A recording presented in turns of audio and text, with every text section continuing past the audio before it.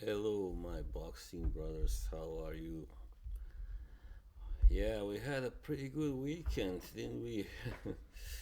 And the next one isn't gonna be any worse. It doesn't seem so. Actually, there is a major fight also next Saturday. But before we get to that, I wanna mention at least one other fight here that is very interesting also. It's the co-main event on that card. Sorry, it's Raymond Ford versus Thomas Mattice. It's a very good matchup, very interesting, and because Raymond Ford, he recently had his or experienced his first loss in a very close fight against Nick Ball. Yeah, and yeah, some people I know thought that it could have gone the other way, and yeah, he's certainly a top level fighter, one of the best at 130. Yeah, I mean, he was at 26, but back then, but he is now fighting at 130. Yeah, and his first fight there was against Orlando Gonzalez last November, which he won by unanimous decision, 10 rounds.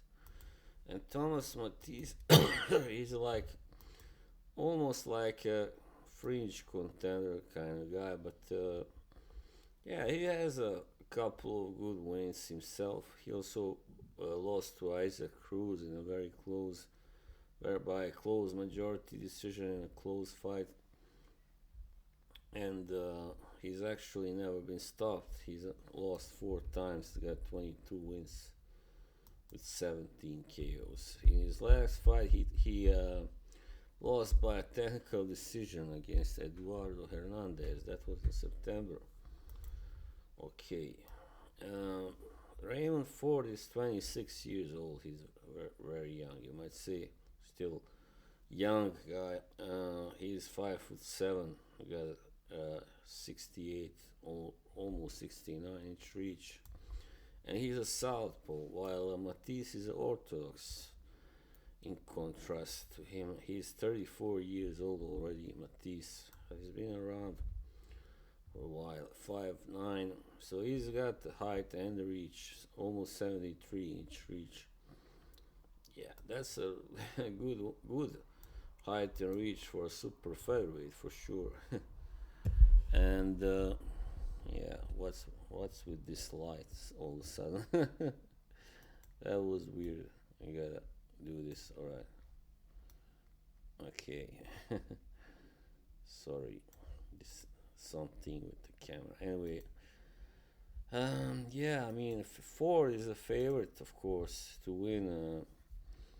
Even though Matisse is the guy who he has fought even above 130 and has never fought below, I believe, and doesn't seem like he has. So he's fought as high as 140, but yeah, he's never scored really big victory. While Ford kind of has, he beat Jesse Magdaleno, who was very good, of course, and yeah, he gave, as I said, Nick Ball a very close fight, extremely close, even. Right, so yeah, I think Ford is not really a puncher, so he may have that kind of accumulative power, yeah, probably, but he's not a real like heavy puncher, so this will most likely go the distance. Also because Matisse has never been stopped, It's a 10 round fight and all that, so yeah. Yep, I predicted Raymond Ford wins by decision here. And some other fights there. I mean, Marlon Tapale is fighting against somebody. What's this guy's name? Jet Yet. John Jet. yet. Yeah, he's trying to make a return after he lost to Inoue in a spirited effort but got knocked out. Yeah, so this guy I never heard of. He doesn't seem, they don't even have his height and reach stats, so he's pretty unknown, this guy, Yet or Jet. So this is actually gonna be held in Cambodia, so that's, I guess, where this guy is from. I don't know, maybe. Weird. Yeah, Tapal is gonna win that one for sure. Alright, so, alright, then we can go to main event, alright, which is at Boardwalk Hall, Atlantic City, April 12th. This is a big, big fight for all, well, for two of the major belts at welterweight and the ring also belt. So we have the champion Jaron Ennis making his defense against a very good Stanionis. Yeah, these guys have pretty different styles. They are pretty different as fighters. Ennis is your classical puncher, destroyer kind of type. And actually, Stanionis is defending the WBA, right? That's right. That's what title. So yeah, Ennis is a classical knockout artist and all that, offensive fighter. While Stanionis, he's more of a technical fighter, but a tough guy also, and yeah, he scored some really good wins. But yeah, he's got some knockouts as well, but they are not in high level fights, war level fights. So his best wins are so far against Rajat Butaev, who was actually the champion, who he took the WBA belt from 2022, and Thomas Delorme, you might say. Yeah. So, but here is his first real chance to really show himself and prove how good he is. Yeah, and he's 33-0. Amanta Stanionis 15-0. So there is a big gap there also in number of fights. Ennis 29 knockouts and Stanionis 9 knockouts out of 15, which is a rather decent percentage, but nowhere near Ennis's, of course, percentage. Still, I think Ennis now, hasn't fought anyone so technical like Stanionis for a while. I mean, yeah, I mean all these guys like Chukagian, Avanesian, Villa, and Clayton, and yeah, Delormes, Lipinets, even they are all kind of more like come forward fighters, Even though Lipinets does have, and Avanesian, they both can box, but they are not primarily boxers. I wouldn't call them that primarily. So yeah, and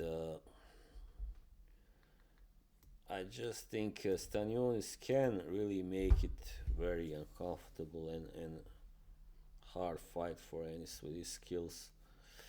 And he's also, how tall is he? He's 5'8". Well, a little shorter, but not that much. I mean, the problem with Stanionis has been his inactivity. It has affected his form and career, but yeah, it hasn't seriously really affected his performances, but it just, led to him not having as many fights as he should. 15 fights only. He's a champion, and he has been around now for a while. Like when he turned pro, 2017. That's right, 8 years exactly. In 2 days it will be. All right, cool. Yeah, I mean, he only had one fight last year. He didn't have any fights 23. He had one fight at 22. Yeah, so 2 fights in 21. Ennis has been more active, definitely, and he did have a tough fight against Chukadjian, and but yeah, that was supposed to happen. This is a tough guy, Chukadjian, tough cookie, and yeah, he can also, yeah. Well, he's not a puncher, but yeah, just a tough bastard, and so he's the only guy that Ennis fought twice and failed to stop both times. Otherwise, he stopped everybody else recently. Yeah, so Ennis, as I said, has been more active than Stanionis. Yeah, well, if that is advantage or no, I don't know. We'll see. Maybe, but it can be, but also not necessarily. Sometimes having more fights than your opponent before you fight them can also affect you negatively. But I don't think it should now. Affect him so negatively. And yeah, so of course most people and boxing fans and I think also writers will and are picking Ennis to win because of his very impressive resume and his performances. So, however, you should not just count out Stanionis completely. I think he can really make it, as I said, with his skills and all that. Very a very close fight, and however, it will be hard for him to get it. Now he also now comes that same factor I have been talking about before. He is a foreigner. They're fighting an American established star. Let's say he's a foreigner. He's not a puncher really. He's not a knockout artist anyway. And judges. I don't know. Judges in America tend to kind of favor the guy who is more aggressive and yeah, just more of a puncher, I guess. I don't know, but yeah. So Ennis will probably get the fight. I mean, get the victory, even if he doesn't really deserve it. I mean, but yeah, it's hard to predict this one. But Ennis has been very impressive so far, and I just can't see. I can't see Stanionis, as I said, making it hard fight for him. But to get that victory, even if he should land more punches and win more rounds, and we saw what happened with Bohachuk and Ortiz Jr. Even though Bohachuk even scored two knockdowns, but yeah, there just is a stigma, in American boxing establishment against. There's just when East because lately in these few last I don't know 15 years, so many Eastern European fighters have been pretty dominant, and they have been there fighting for titles and all that, and being very very hard competition for the American fighters. So yeah, I think very often the American establishment, like the judges and all that, governing bodies, are like, let's make it as tough as possible for these guys to win, to succeed. So yeah, once they have succeeded, I mean, even after, I will use Kovalev as a good example, even after he had won all the titles, more or less, almost all of them, he still got robbed against Andre Ward in the first fight. So it doesn't matter, even if he was an established star. No, doesn't matter. So yeah, anyway, Ennis wins. I don't see, because also I don't see Stanionis knocking him out. And I just don't think he can do what it takes to get a decision, and that would probably mean to drop Ennis at least once or twice. And but if he himself gets dropped, that will not help, of course, either. So I mean, I don't know really, but yeah, it is gonna be a good fight. I trust. I hope. Yeah. So yeah, that'll be all about that. So okay, thank you for watching, and I'll see you soon. Right next week. Bye.